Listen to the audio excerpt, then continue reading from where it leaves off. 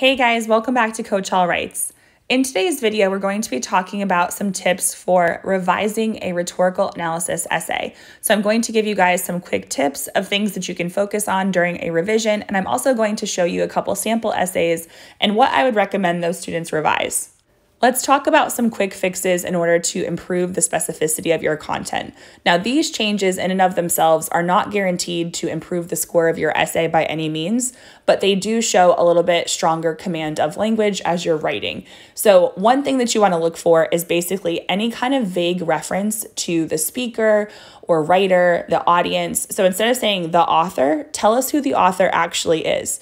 Or instead of saying the audience, tell us who this exact audience is. So if it's a speech, who is the person speaking to? If it's an article, who's likely reading this? Who is the target audience? Be specific, because that shows that you understand the rhetorical situation. You also want to avoid vague phrasing like builds his argument or conveys his message, because you didn't actually say what the argument is or what the message is. So anytime you use words like argument or message, always make sure that you say what the argument is. You're going to perhaps use this a few different times in your essay, so you want to actually vary your phrasing. But even if you've already said what the argument is, say it again, just say it a little bit differently, because you want to make sure that it's clear what the argument is. Don't let the reader of your essay have to connect the dots. You need to be as specific as possible. Another quick fix would be to go through your essay and look at your word choice. You want to use strong verbs that are rhetorically accurate. So words like says and uses are going to be lower level words. You want to be more precise with your word choice. You also want to look for words like good, bad, a lot, because those are lower level as well. So oftentimes you can either use a stronger word, or in some cases you're using a filler word like really or very.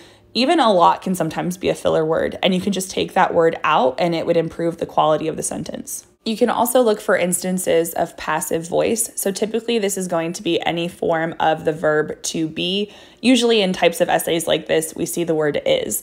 And there's a few different ways that this comes up, but one of the quick fixes that you can do is look for times when you might say something like she is stating, and then just say she states. It's more accurate and more concise. So those were some quick fixes. Content fixes are going to be more difficult and more time consuming, but these are the changes that are going to impact the score of your essay, because it really does change the quality of your writing. So one thing I would recommend you do is just double check that you actually have layers of evidence and commentary in each of your body paragraphs. So one way to double check this is to actually highlight your evidence in one color and then to highlight your commentary in another color. So if you see like a block of one color and a block of the other, and that's it, then that means you only have one layer. So you need to make sure that your evidence is embedded, it's examples from the actual passage. Your commentary is going to be your explanation of the evidence. So this is going to be where you connect it back to the rhetorical situation and you examine why the writer made that choice and perhaps why it was effective. If given the opportunity to revise, you want to make sure that you're not neglecting any major points in the author's argument. Sometimes when students are writing in a timed setting, they might only have time for a couple body paragraphs, and sometimes students focus on the beginning and the end of the passage and they ignore some compelling elements in the middle. So if you're able to revise, make sure that you're analyzing the passage in a way that fully analyzes the author's argument. You don't want to skip around, and you don't want to leave out any important examples or choices that the writer is making in the passage. You also want to look for instances where you can combine sentences. So sometimes as students are writing in a time setting, they write a series of very simple declarative sentences. And some of these sentences could be combined and it would improve the syntax or the sentence structure. It would also cut down on the repetition. So I'm going to give you guys a quick example, and this is more of an exaggerated example, but sometimes we see sentences like this. The writer decides to repeat the phrase we. By repeating the phrase we, the author connects with the audience. The audience would be interested in the phrase we because it makes them feel included. They would feel included because, and you see the overlap there. That's a boring essay. So that was definitely an exaggerated example off the top of my head, but go back through your essay and read it out loud if you can. Look for times when the sentences don't flow well, and figure out if you can combine that. Perhaps you can add dependent clauses at the beginning of your sentence. Perhaps you can add appositive phrases, but look for places that are a little bit choppy and try to fix the flow of your essay. When revising a rhetorical analysis essay, you want to make sure that you're actually adhering to the task at hand. So as you're revising, make sure that you clearly address the purpose of the passage. Make sure you're analyzing why the author made that particular choice for that audience on that occasion. You really want to examine the rhetorical situation because writers tailor their choices to their audience given the occasion. You also want to make sure that you're focusing on developing your ideas and you don't want to analyze the passage out of order. This can be a little bit tricky for students, but instead of looking through the passage almost like it's a scavenger hunt, looking for different examples of repetition or another choice, you want to analyze the passage chronologically because the author of the passage created a line of reasoning, which is a logical progression of ideas. So if you can divide the text up into sections, like beginning, middle, and end, and then work your way through chronologically, looking for the major choices, that's going to not only help you trace the author's line of reasoning, but it's also going to help you have a stronger line of reasoning in your essay. All right, so let's go ahead and look at a couple sample essays. So I've color-coded the intro here. So this student has a hook. So it says, the mistakes we make today will affect the future generations of tomorrow.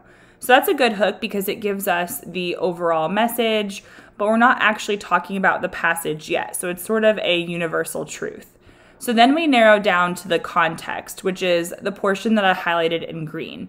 So that's when you actually reference the type of passage that it is. So in this case, it's an influential article. You could also say an informative article. We want to have some sort of adjective in front of the word article there. And then we want to give the title of the article. And so in this case, because it is an article, we do want to put it inside quotation marks. And then we have our author's full name. So here we have a reference to a choice or an appeal because it says that he factually asserts the issue of light pollution. Okay, so the good thing is that I can tell the person's going to be talking about a logical approach. However, we don't actually know what the issue of light pollution is. So I just wrote on the side here, factually asserts that, because we need to kind of finish the thought. We don't really know what's happening with this light pollution. So we don't really know what the author's claim is. So that kind of seems like a bit of a fragment there. So we want to just reread that and make sure it's a bit more specific. Something else that the student mentions is that he calls the audience to preserve the darkness by turning off artificial light. So we have the call to action there as well. So that is something that the writer does. So it's a choice.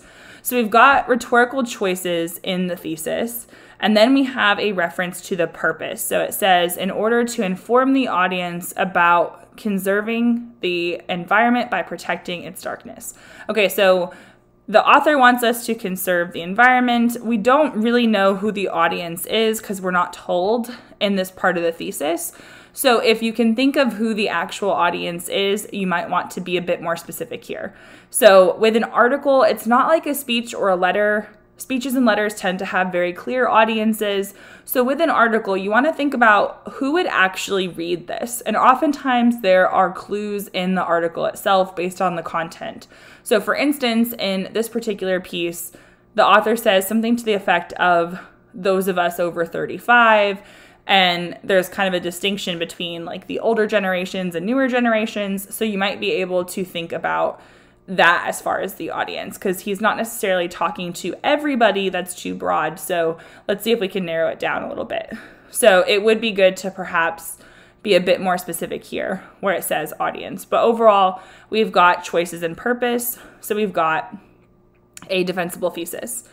So then one of the things that I would recommend is we avoid phrasing like this all throughout his article. It just makes it seem a little bit imprecise as far as the language there. So I recommend starting with something like this. In order to prove his claim that, so again, what is this author trying to prove? Bogard cites, so we could talk about In this sentence, the student references the World Health Organization. So he's citing the World Health Organization. So we can combine these two sentences because this topic sentence right now isn't really telling us much of anything. Because, for example, we don't know what his argument about light pollution is. We just know that he's made an argument about light pollution. So this is really vague language in general. So we want to make sure that we're combining sentences and making a more effective topic sentence. So you want to actually tell us what the argument is. Otherwise, it makes it seem like you don't really understand the text. So here I have another note about being a bit more specific about who the audience is, because it says saying this prompts the audience to think about the harmful effects of light. Well, that's true, but who is the audience? Because it's probably people of a certain demographic, certain age group, maybe certain concerns.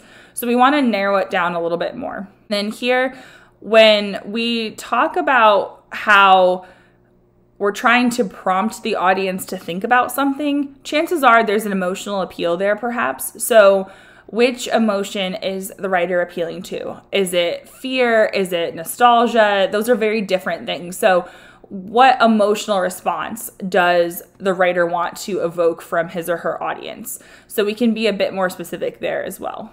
All right, so something else that we can do is we can look at our word choice. So one of the words that we want to avoid is the word big because it's very vague. So is it a paramount issue? Is it an important issue? We want to avoid these simple words because it detracts from the quality of our essay. So that's a quick fix. You can just do Control F and look for those words like good, bad, big, things like that. So here we have a couple sentences that could be combined. So remember, we want to vary our syntax. So let's look at these sentences. So it says, this is included to set a perspective for the audience. Okay, so that's a really simple sentence. We don't really have a whole lot to work with there. So we can really actually combine it with the next couple of sentences. So then it says, this shows that the problem is laid out and analyzed by major organizations. This appeals to the reader's logic because they are provided numerical evidence. So we have three very simple sentences there. So those ideas can be combined to make it more effective because it's kind of like this list of things and we want it to be a bit more smooth. So we want to perhaps add a dependent clause at the beginning of the sentence or combine these sentences. And then when we say something like his stance on light pollution, it's the same thing as saying his argument about light pollution. It's too vague. So we can't keep repeating his argument about light pollution or his stance on light pollution. We always want to specify what it is, and we want to vary up our word choice, but you need to be very clear about what the stance or argument is. Okay, so down here, I made a note where it says, this gives the audience a way to make a difference. That is a very good insight, but we don't actually know like why that matters. So if you're going to make a claim like that, you want to explain why it matters that the audience is going to make a difference. So we're hitting the surface a little bit. We're just scratching the surface, but we need to dig a little bit deeper.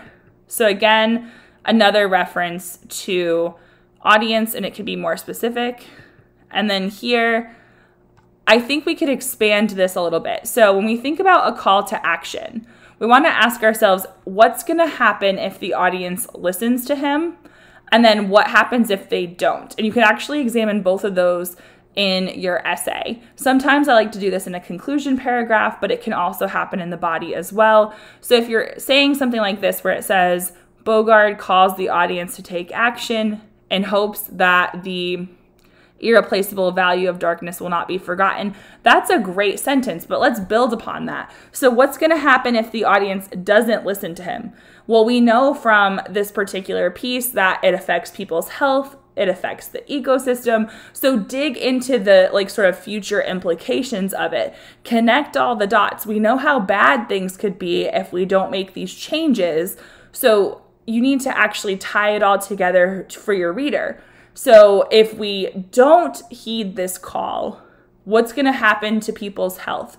what's going to happen to the ecosystem. But if we do heed his call to action and we do listen to him, how are we going to make changes for the better? What is going to actually be better about our society and our health and the environment because we've listened to this? So this is an example of like taking what is said in the article and actually realizing the broader implications of it.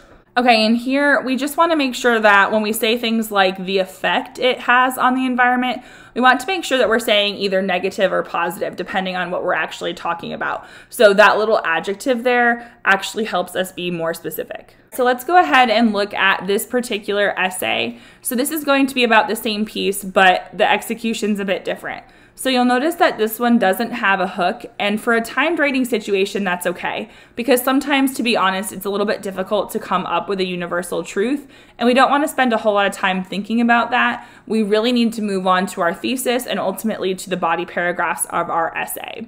So in looking at this student's introductory paragraph, it looks a little bit redundant because I'm seeing the phrasing of uses facts and calls on his audience, and then later on uses facts and a call to action. So we want to streamline our essay as much as possible, and we want to avoid redundancy, though sometimes it might happen a little bit.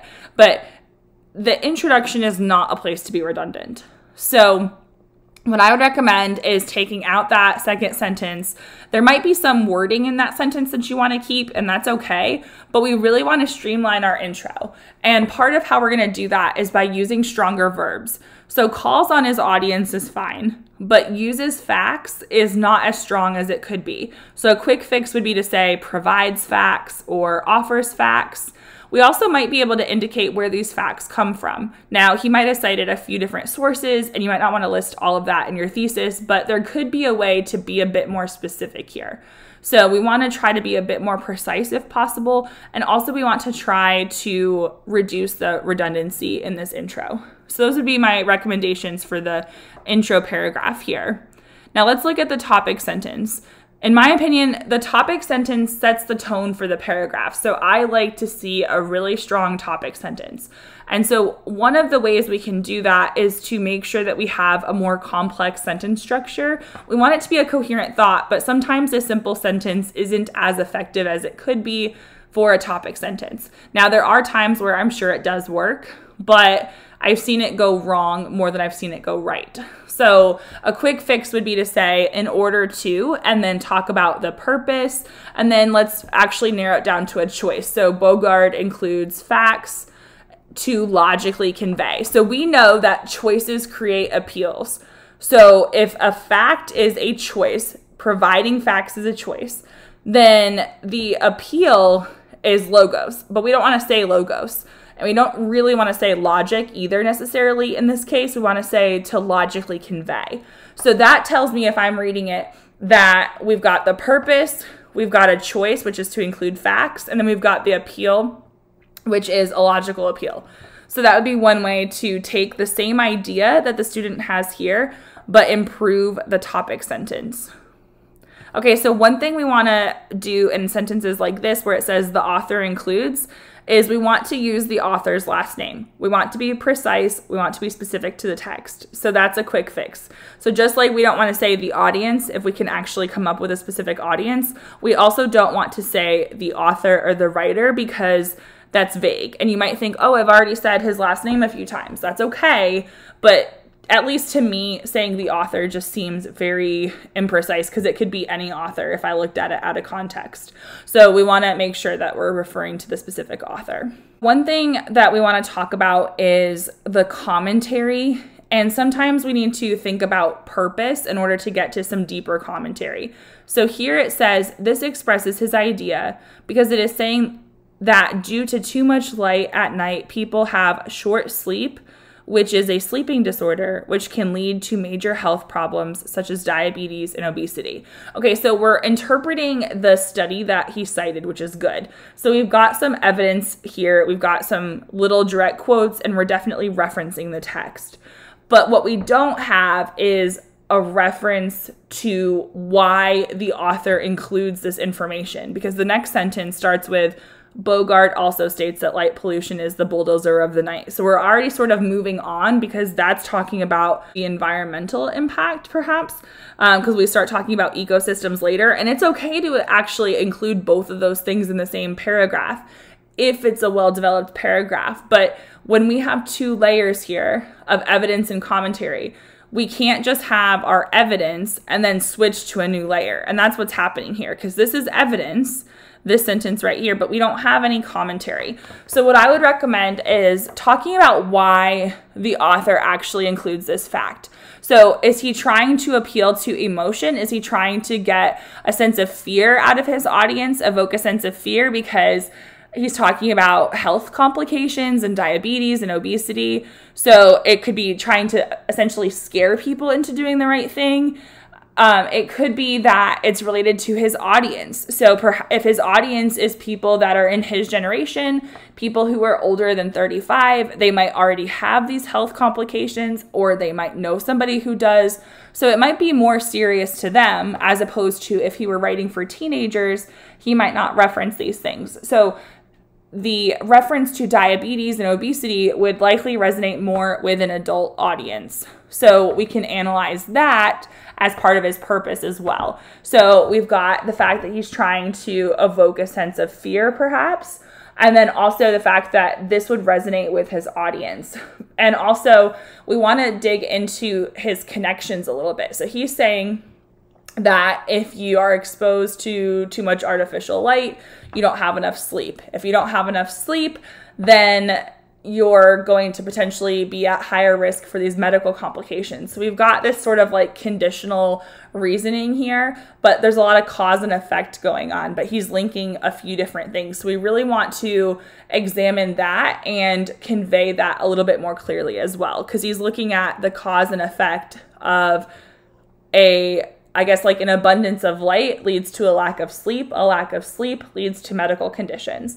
And he puts that first structurally. And then he goes into talking about the ecosystem, which we can see that the student references the ecosystem at the bottom. So we want to ask ourselves, why is he talking about the health risks and the health complications first? Why does he do that? And then the ecosystem. Well, this is a much more personal connection because his audience is going to have a closer connection to the problems that he's talking about, like diabetes and obesity. They're going to probably be less concerned with the environment. So he starts with something that is more personal to his audience, and then he builds to this part right here where it's talking about the ecosystems. Okay, so again, with the audience right here, we want to be more specific. And if we reference his call to action, you want to actually say what it is. So it's kind of like argument or purpose or message. When you use those terms, you need to actually say what it is, because otherwise you're just saying call to action, and that doesn't really show that you understand the piece. So we need to just develop this a little bit more just by adding what the call to action actually is. Here we have a reference to how it's harmful for the environment and then the ecosystems. But notice how close this is to the end of the paragraph. We have no commentary.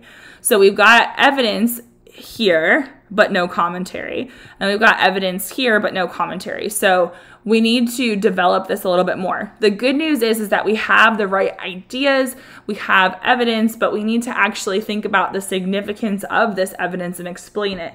So why does it matter that it's harmful to the environment and the ecosystems? Like, why is that actually problematic? Well, it could be that the environment is full of finite resources. And so it could impact animals' homes. It could impact our plants and wildlife and things like that. So we really need to dig into the harmful effects on the ecosystem a little bit more and think about why that actually matters and how it could really disrupt things that we might not realize before we actually close out this paragraph. And also another thing that you could do, like I previously said, is think about the structure. So another way to get some commentary here might be to talk about how he leads with something more personal, like the medical stuff, but then he expands it to a more universal concept, which is the environment and the ecosystem. And at first, people might think, okay, well, that doesn't really pertain to me. But if you read that paragraph closely, you'll realize that if we don't get control of this situation, there's going to be some problems that we might not be able to fix if it gets too out of hand. And so that could evoke a sense of fear as well. And also there's a little bit of like, I guess, pity for the animals because they're being affected and they have no say in it. Like they don't have any control over the situation as well. So you can think about like the emotional appeal perhaps there as well. And then we always want to be more specific with the phrase like establish his ideas and lead to his call to action. So I mentioned that up here as well, but then a couple lines later it happens here. So you need to get in the habit of actually saying what his call to action is each time. Same with message and argument. It's a quick fix, but it makes it seem like you really know what you're talking about. Whereas if you just throw around the term call to action, it doesn't really seem like you actually understood the piece. You might have understood it, but you need to convince the person reading your essay that you did. Okay, so here we've got a sentence that says, he does this in hopes of causing a decrease in light pollution. Okay, so here's an opportunity where we could expand upon this even more. So my comment in the side is, how will this help society / the planet? Connect back to the previously mentioned ideas. So that could help establish a line of reasoning. If we can connect ideas within a paragraph, so in this paragraph, it was like medical stuff up here, ecosystem up here. So we've got sort of like the personal and the environmental, that could be a connection. But here we could refer back to what we said in the previous paragraph, and that could create a connection for a line of reasoning as well. So remember that we need to make sure that we're connecting our ideas. They need to progress in a logical order, which is part of the reason why we want to analyze the passage in a chronological way, because the author is going to have a line of reasoning. And so if we can follow their line of reasoning as we're trying to analyze, then chances are we as student writers are going to create a better line of reasoning ourselves. So this is an opportunity where we could have a little bit of commentary as well. Just kind of examine the impact a little bit. And you'll notice that this first body paragraph here is noticeably longer than the second one. So your paragraphs don't have to be perfectly even, but you do want them to be relatively close to even, if at all possible, unless there's a stylistic reason why you can't have it be that way, or if perhaps you've run out of time. So I would look at this paragraph again and see if we could expand it a little bit. I think by just answering this question off to the side here, that might help and that might beef it up a little bit. But overall, the big issue with this is not that the student didn't understand the choices, but rather that the student isn't actually explaining why the writer made the choices. So we've got two steps going on. What are the choices? Why did the writer make the choices for this audience on this occasion?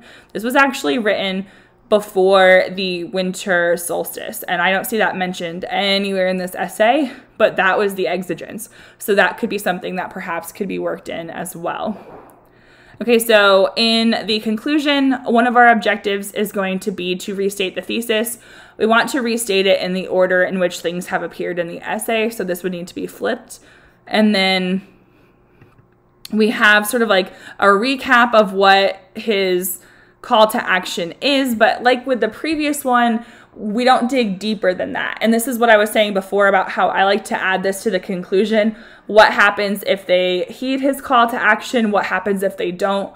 That's a way to perhaps put the issue, I guess, situated in a broader context. At the very least, it's a way to develop your conclusion just a little bit more in case you're stuck. So it could be done in a body paragraph. It could be done in a conclusion as well. So overall, this is a really strong attempt for a first-timed write. We just want to work on a couple things. We want to work on our specificity and we want to work on our commentary. The specificity is a quick fix. The commentary is one that takes time. So if you're struggling with commentary, don't get discouraged. It genuinely takes time and practice. But if you work hard at it, you're apt to get better. So focus on the quick fixes and the commentary.